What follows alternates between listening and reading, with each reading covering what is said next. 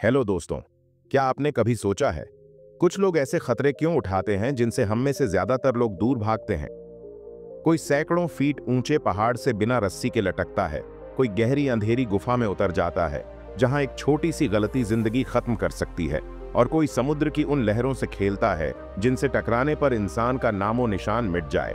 क्या ये लोग पागल हैं या इनमें कुछ ऐसा है जो हमें समझना चाहिए? क्योंकि सच्चाई ये है, जो लोग रिस्क लेने की कला जानते हैं वही जिंदगी में असली ऊंचाइयां छूते हैं। यही कहानी है द आर्ट ऑफ रिस्क की, एक ऐसी किताब जो हमें सिखाती है कि जोखिम उठाना बेवकूफी नहीं है, बल्कि अगर समझदारी और तैयारी से लिया जाए तो यही रिस्क हमारी सबसे बड़ी ताकत बन सकता है। इस किताब के लेखक रिचर्ड हैरिस कोई आम इंसान नहीं है। वे एक डॉक्टर और प्रोफेशनल केव डाइवर हैं, और वही व्यक्ति जिन्होंने 2018 के थाईलैंड केव रेस्क्यू मिशन में 13 बच्चों की जान बचाने में सबसे बड़ा रोल निभाया था। सोचिए, उस अंधेरी गुफा में घुसना जहां हर कदम मौत के साथ एक समझौता था, वह भी सिर्फ दूसरों की जिंदगी बचाने के लिए। उनके अनुभव से निकली यह किताब हमें सिखाती है कि रिस्क से डरना नहीं चाहिए, बल्कि उसे समझना चाहिए। हर रिस्क के पीछे एक पैटर्न होता है, एक तैयारी होती है, और सबसे बढ़कर एक ऐसा माइंडसेट होता है जो डर को कंट्रोल में रखता है और फैसले को साफ बनाता है। तो अगर आप ये जानना चाहते हैं कि कैसे कुछ लोग रिस्क लेकर भी सुरक्षित रहते हैं और कैसे वही कला हमें अपने करियर, रिश्तों और जिंदगी में आगे बढ़ने में मदद कर सकती है, तो बने रहिए इस वीडियो में आखिर तक, क्योंकि हम अभी शुरू करने वाले हैं द आर्ट ऑफ रिस्क की असली यात्रा। Chapter 1, heavy metal. जैसे ही हम इस किताब के पहले चैप्टर हेवी मेटल में पहुंचते हैं, रिचर्ड हैरिस हमें ले जाते हैं उस दुनिया में जहां डर, साहस और जिम्मेदारी एक साथ टकराते हैं। ये कहानी शुरू होती है 2018 के थाईलैंड के रेस्क्यू मिशन से, जहां 12 बच्चे और उनका कोच गहरी अंधेरी गुफा में फंसे हुए थे। बाहर बारिश थमने का नाम नहीं ले रही थी और अंदर पानी बढ़ता जा रहा था। हजारों लोग बाहर इंतजार में थे, लेकिन जो लोग उस गुफा में उतरने वाले थे उनमें से एक था रिचर्ड हैरिस खुद, एक ऐसा इंसान जो डॉक्टर भी है और गहरे अंधेरे में उतरने वाला केव डाइवर भी। अब सोचिए, आपको पता है कि एक गलती हुई तो बस सब खत्म, कोई दूसरा मौका नहीं, लेकिन फिर भी वो नीचे जाते हैं। क्यों? यहीं से शुरू होती है इस किताब की असली सीख। साहस का अर्थ डर का न होना नहीं है, बल्कि उस पर विजय पाना है। डर तो सबको लगता है, पर फर्क बस इतना है कि कुछ लोग डर के आगे झुक जाते हैं और कुछ लोग डर को साथ लेकर चलते हैं। रिचर्ड बताते हैं कि उस रेस्क्यू मिशन में हर सेकंड उनका दिमाग कह रहा था, मत जाओ, लेकिन उनका माइंडसेट कहता था, अगर मैं नहीं गया तो शायद वो बच्चे कभी वापस ना आए। यही है हैवी मेटल का असली मतलब। मेटल नहीं, मेटल यानी इनर स्ट्रेंथ, वो मजबूती जो अंदर से आती है, जो किसी ट्रॉफी या मेडल से नहीं, बल्कि जिम्मेदारी, तैयारी और भरोसे से बनती है। हैरिस कहते हैं कि किसी भी रिस्क में सबसे बड़ा हथियार आपकी मेंटल प्रिपरेशन होती है। उन्होंने अपने दिमाग को ऐसे हालात के लिए पहले ही तैयार किया हुआ था, क्योंकि उन्होंने समझ लिया था कि डर से बचना नहीं, बल्कि उसे पढ़ना सीखना चाहिए।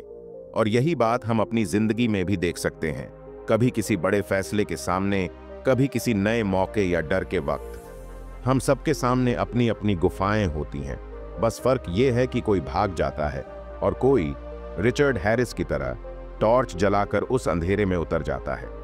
इस चैप्टर के अंत में रिचर्ड एक बात कहते हैं जो दिल में बस जाती है, साहस डर की गैर मौजूदगी नहीं, बल्कि यह फैसला है कि डर से भी जरूरी कुछ है।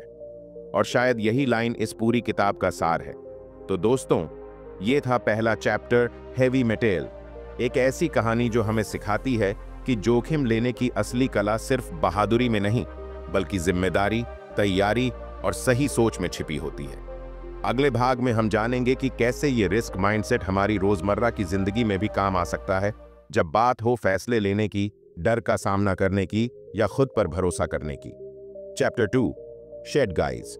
हेवी मेटल में हमने देखा कि कैसे रिचर्ड हैरिस ने डर और जिम्मेदारी के बीच संतुलन बनाया था।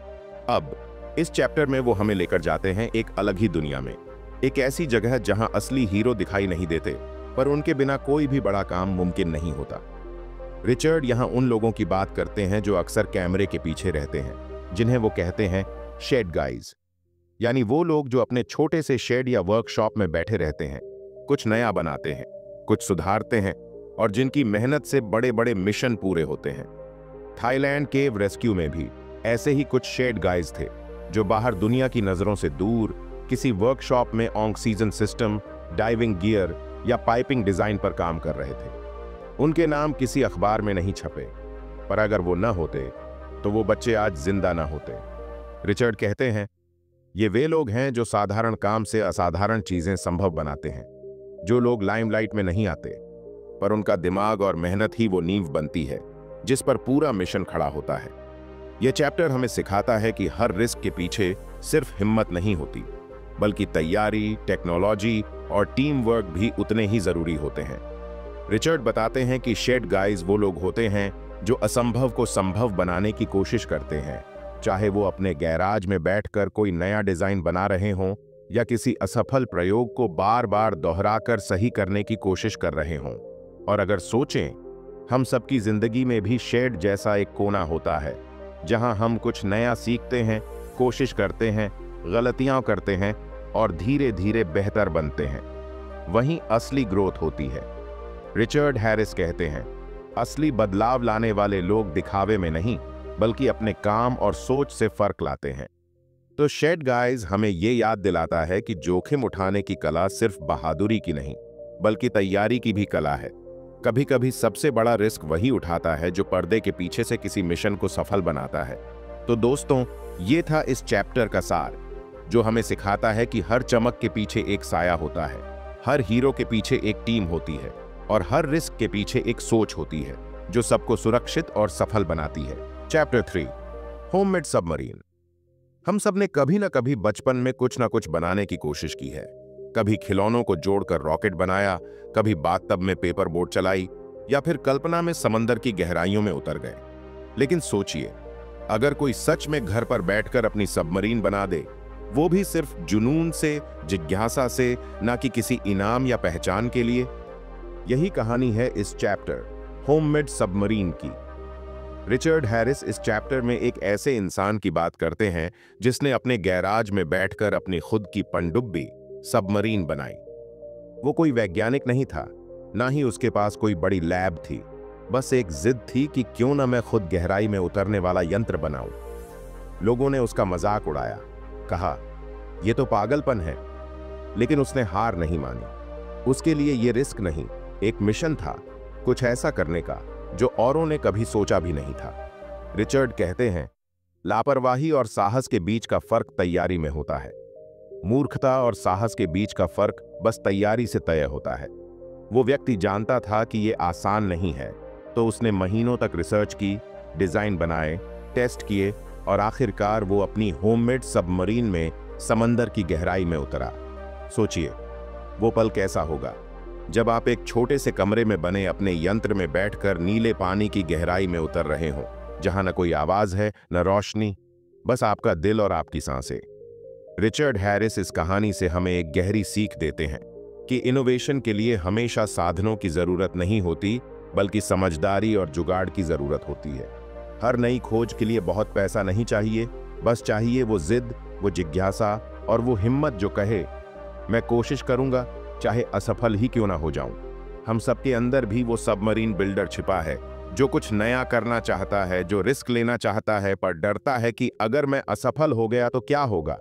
लेकिन इस चैप्टर का संदेश साफ है, असफलता से बड़ा रिस्क कुछ नहीं होता, क्योंकि जब आप कोशिश नहीं करते तभी आप असली मौका खो देते हैं। और यही है होममेड सबमरीन की जादू। ये हमें याद दिलाती है कि असली बहादुरी कभी कभी उस व्यक्ति में होती है जो अपने छोटे से गैराज में बैठा दुनिया की सीमाओं को तोड़ने की कोशिश कर रहा है।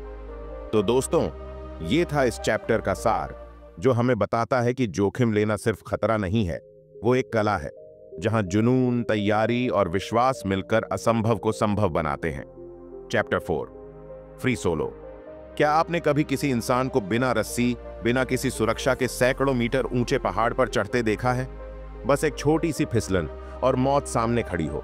यही है फ्री सोलोइंग, और यही इस चैप्टर का नाम है, फ्री सोलो। रिचर्ड हैरिस इस हिस्से में हमें लेकर जाते हैं दुनिया के सबसे बेखौफ क्लाइंबर एलेक्स हॉल्ट की कहानी की ओर, जिसने अकेले, बिना किसी सहारे, दुनिया के सबसे खतरनाक पहाड़ एल कैपिटन पर चढ़ाई की थी। अब सोचिए, हर कदम पर मौत साथ चल रही है, हर सांस एक फैसला है, और नीचे देखो तो सिर्फ 3000 फीट गहरी खाई। फिर भी एलेक्स शांत है, उसके चेहरे पर डर नहीं, बस एक अजीब सी स्थिरता। रिचर्ड कहते हैं, सच्चे जोखिम उठाने वाले खतरे का पीछा नहीं करते, बल्कि उसे समझते हैं। एलेक्स हॉनल्ड के लिए यह पागलपन नहीं था, यह एक कैलकुलेटेड मेडिटेशन थी। उसने सालों तक उस रूट को याद किया, हर पत्थर, हर पकड़, हर कदम, सब उसके दिमाग में पहले से बसा हुआ था। वो डर को खत्म नहीं करता, बल्कि उसे कंट्रोल में रखता है, क्योंकि जब आप डर को महसूस करना बंद कर देते हैं, तब आप इंसान रहना बंद कर देते हैं। रिचर्ड हैरिस इस चैप्टर में हमें यही सिखाते हैं कि रिस्क उठाने का मतलब खुद को खतरे में डालना नहीं है, बल्कि खुद को इतनी तैयारी में डालना है कि जब खतरा आए तो आपका मन शांत रहे और शरीर सटीक काम करे। उन्होंने कहा, डर कोई दुश्मन नहीं, बल्कि वो एक सिग्नल है जो हमें बताता है कहां फोकस करना है। फ्री सोलो हमें सिखाता है कि सबसे बड़ा रिस्क वो नहीं जो बाहर दिखता है, बल्कि वो है जो अंदर लिया जाता है। जब आप अपने मन को शांत रखना सीखते हैं, जब आप खुद पर इतना भरोसा करते हैं कि दुनिया का कोई भी शोर आपको हिला नहीं सकता। तो दोस्तों, ये चैप्टर हमें यह समझाता है कि रिस्क का मतलब हमेशा खतरनाक काम करना नहीं है, बल्कि अपने डर को जानना, उसे अपनाना और उस पर महारत हासिल करना है। क्योंकि असली फ्री सोलो जिंदगी में वही लेता है जो दूसरों की तरह रस्सियों पर भरोसा नहीं करता, बल्कि अपने हौसले और तैयारी पर करता है।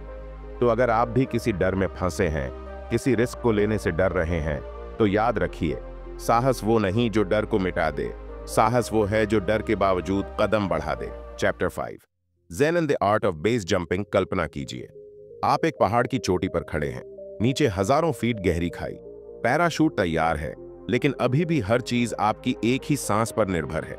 यह है बेस जंपिंग, और यही इस चैप्टर की दुनिया है, Zen and the art on off base jumping. Richard Harris हमें बताते हैं कि बेस जंपर्स सिर्फ डरते नहीं, वे अपने हर कदम और हर निर्णय में पूर्ण एकाग्रता रखते हैं। उनके लिए हर सेकंड मायने रखता है, और कोई भी गलती बड़ी कीमत चुका सकती है। लेकिन असली कहानी सिर्फ जोखिम की नहीं है, यह एक तरह की मानसिक कला है। रिचर्ड कहते हैं, जब आप कूदते हैं तो आपका दिमाग अतीत या भविष्य में नहीं, सिर्फ उसी पल में होना चाहिए। बेस जंपर्स हमें यही सिखाते हैं कि असली जोखिम उठाने वाला वही है जो अपने डर को जानता है, उसे स्वीकार करता है और उसके साथ पूरी तरह संतुलन बनाता है। रिचर्ड इस चैप्टर में एक कहानी बताते हैं, एक बेस जंपर की, जिसने कई साल तक कूदने का अभ्यास किया। हर बार उसने अपनी तकनीक और सुरक्षा उपायों का स्वयं मूल्यांकन किया, और जब वह पहली बार उस 1000 फीट ऊंचाई से कूदा, तो सिर्फ साहस नहीं, बल्कि वर्षों की तैयारी और मानसिक शक्ति ने उसे सुरक्षित रखा। यही ज़ेन की कला है, जो दिखता नहीं, लेकिन हर रिस्क के पीछे मौजूद है, जो डर को मिटाता नहीं, बल्कि उसे मार्गदर्शक संकेत बनाता है। बेस जंपिंग केवल बहादुरी नहीं, यह पूर्ण ध्यान, तैयारी और नियंत्रण की कला है। तो दोस्तों, ये चैप्टर हमें यह सिखाता है कि जोखिम लेने की असली कला केवल साहस में नहीं, बल्कि धैर्य, फोकस और खुद पर भरोसा में छिपी है। जैसे बेस जंपर हर पल पर ध्यान देता है, वैसे ही हमें भी अपनी जिंदगी में निर्णय लेते समय पूरा ध्यान और संतुलन रखना चाहिए। Chapter 6, the psychology of risk. हमने अब तक 5 अलग अलग तरह के रिस्क का माइंडसेट देखा है। हर चैप्टर में रिस्क के अलग अलग पहलू सामने आए हैं, साहस, तैयारी, एकाग्रता। लेकिन सवाल यह है, हम क्यों जोखिम उठाते हैं? कभी ऐसा लगता है कि कुछ लोग जानबूझकर खतरों में कूदते हैं, जबकि हम सुरक्षित रास्ता ही चुनते हैं। यही सवाल रिचर्ड हैरिस इस chapter the psychology of risk में हल करते हैं। रिचर्ड बताते हैं कि इंसान का दिमाग रिस्क को 2 तरीके से देखता है। एक तरफ है भावना, यानी डर, उत्साह, एड्रेनालिन। दूसरी तरफ है तर्क, यानी तैयारी, अनुभव और संभावना का आकलन। जो लोग सफलतापूर्वक जोखिम उठाते हैं, वे सिर्फ डर या उत्साह के बहकावे में नहीं आते, वे अपने मन और शरीर का एक संतुलन बनाए रखते हैं। रिचर्ड ने इस चैप्टर में कुछ उदाहरण दिए हैं, जैसे एडवेंचर स्पोर्ट्स खिलाड़ी जो हर छलांग या चढ़ाई से पहले अपने दिमाग को स्कैन करते हैं। वे सवाल पूछते हैं, अगर मैं असफल हुआ तो क्या होगा? क्या मेरे पास तैयारी है? क्या मैं पूरी तरह वर्तमान में हूं? यही साइकोलॉजी ऑफ रिस्क है, जहां साहस और डर का संतुलन तय करता है कि कोई निर्णय सफल होगा या नहीं। रिचर्ड कहते हैं, रिस्क डर की अनुपस्थिति नहीं है, बल्कि डर के बावजूद सही कदम उठाने की क्षमता है।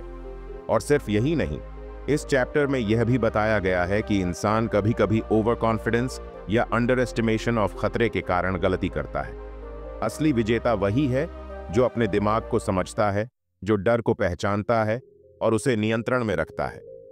तो दोस्तों, ये चैप्टर हमें यह सिखाता है कि रिस्क लेने की कला केवल बहादुरी नहीं है, बल्कि अपने मन को समझने और उसे नियंत्रित करने में है।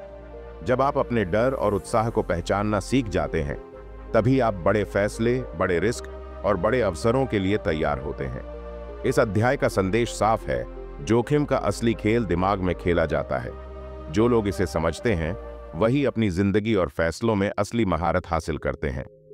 Chapter 7, the life changing magic of stuffing up. हमने अब तक देखा कैसे कुछ लोग डर से भागते नहीं, बल्कि उसे समझकर आगे बढ़ते हैं। कैसे तैयारी और भरोसे से कोई भी मुश्किल टीम मिलकर आसान बना देती है। कैसे जिज्ञासा और जुनून इंसान को असंभव तक पहुंचने की ताकत देते हैं। कैसे सटीक माइंडसेट और एकाग्रता किसी भी ऊंचाई को जीत सकती है। और कैसे पूरी तरह पल में जीना हमें असली आज़ादी का एहसास कराता है। इन सारी कहानियों के पीछे एक ही चीज काम करती है, हमारे निर्णय और हमारी मानसिक तैयारी। यही असली कला है, जोखिम को समझकर उसे अपनी दिशा में मोड़ देने की। लेकिन क्या होता है जब आप गलती कर देते हैं, जब रिस्क लेने के बाद चीजें गलत हो जाती हैं? यही सवाल रिचर्ड हैरिस इस चैप्टर में हल करते हैं। रिचर्ड बताते हैं कि असली सीख अक्सर हमारी असफलताओं से आती है। वे कहते हैं, गलतियां असफलता नहीं है, बल्कि असुविधा के रूप में छिपी हुई सीख हैं। उदाहरण के तौर पर थाईलैंड केव रेस्क्यू में भी कई बार रास्ता गलत निकला, कई बार योजना फ्लॉप हो गई, लेकिन हर गलती ने उन्हें सिखाया कि अगली बार कैसे सुरक्षित और तेजी से काम किया जा सकता है। रिचर्ड बताते हैं कि जोखिम लेने वाले लोग गलतियों से डरते नहीं, वे उनका स्वागत करते हैं, क्योंकि हर असफल कदम उन्हें और ज्यादा तैयार करता है और उनकी मानसिक ताकत बढ़ाता है। ये चैप्टर हमें यह भी सिखाता है कि जीवन में गलतियां करना और स्टफिंग अप एक वरदान है।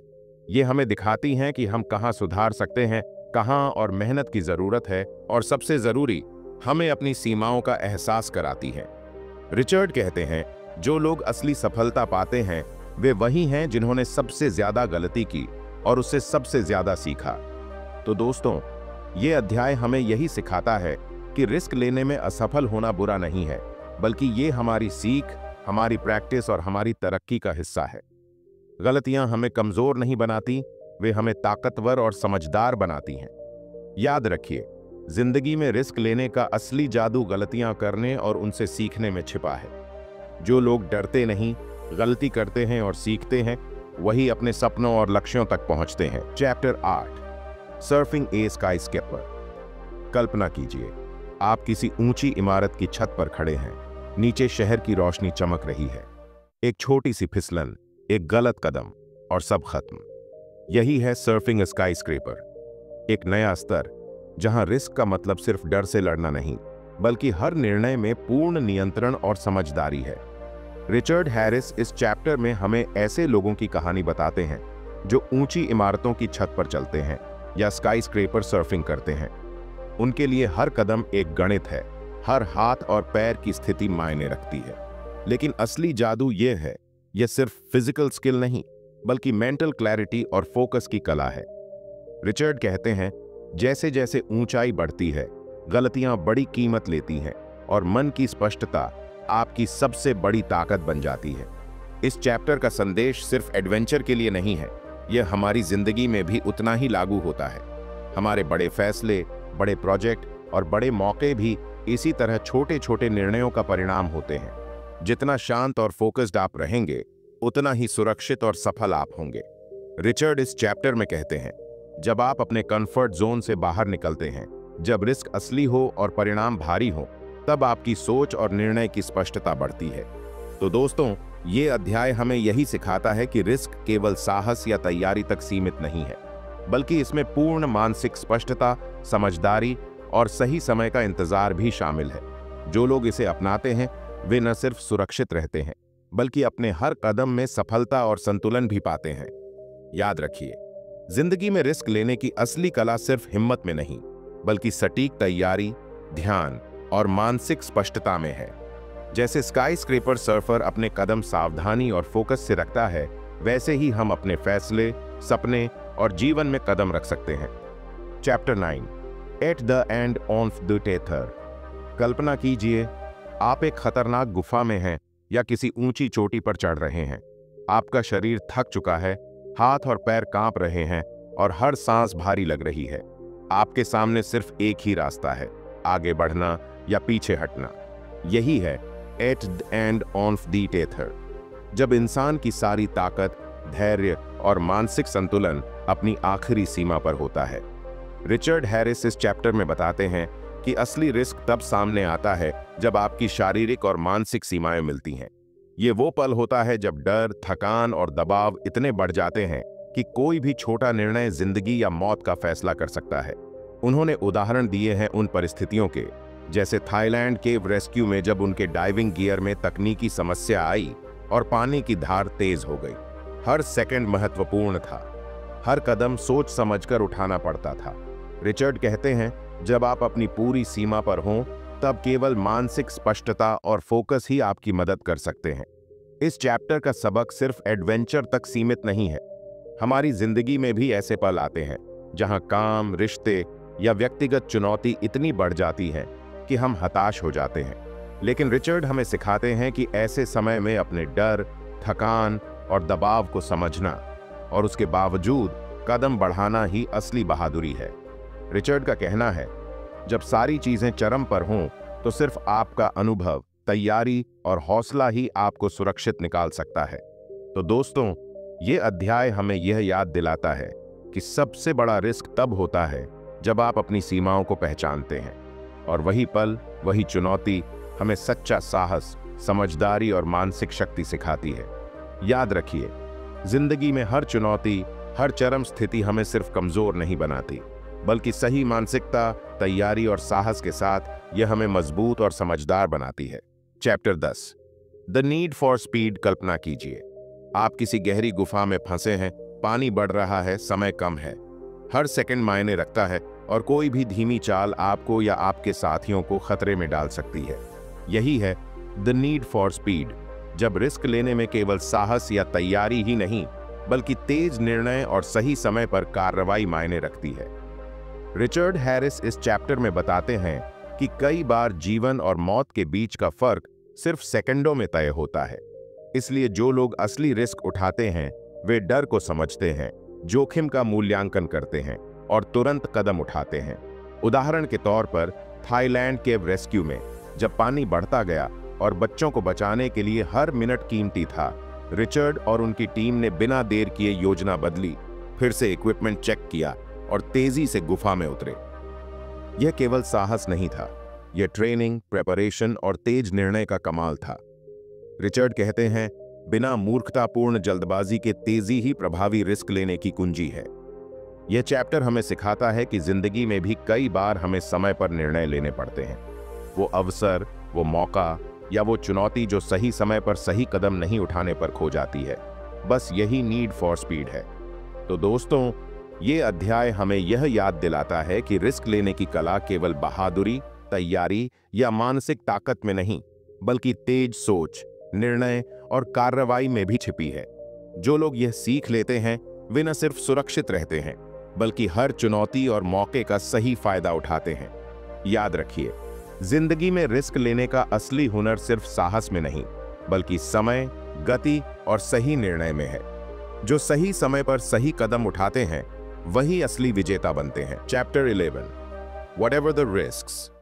अब हम पहुंच गए हैं किताब के उस हिस्से पर जहां रिचर्ड हैरिस हमें याद दिलाते हैं कि जिंदगी में रिस्क लेने से कभी डरना नहीं चाहिए। व्हाटएवर द रिस्क्स नाम ही कहता है कि चाहे खतरा कितना भी बड़ा क्यों ना हो, सही तैयारी, समझदारी और साहस के साथ उठाया गया जोखिम हमारे जीवन और अनुभव को बदल सकता है।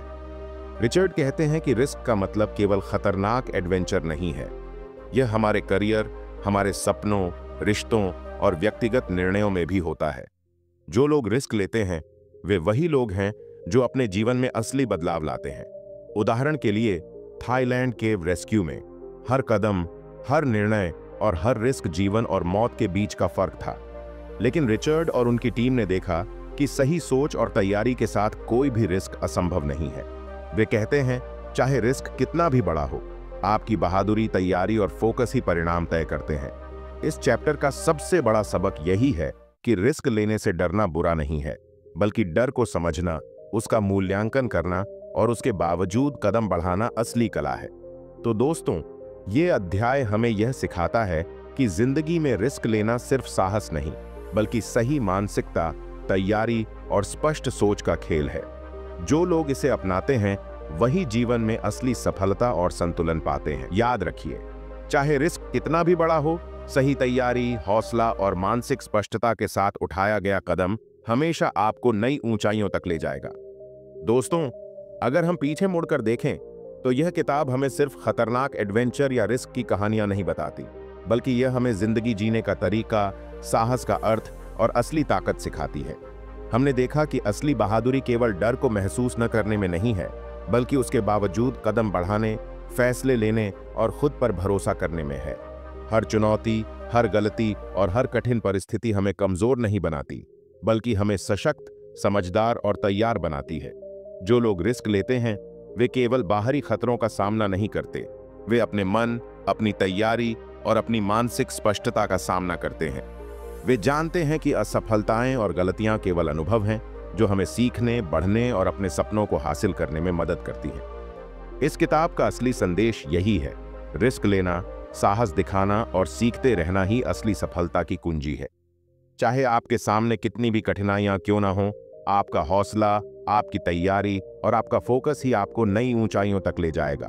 तो दोस्तों, अपने डर का सामना कीजिए, अपने कदम उठाइए और अपनी जिंदगी में बड़े बदलाव लाने के लिए रिस्क लेने से कभी न डरिए, क्योंकि हर बड़ा बदलाव वहीं से शुरू होता है, जहां आप अपने डर, अपनी असफलताओं और अपनी सीमाओं का सामना करते हैं और फिर उन्हें पार कर जाते हैं।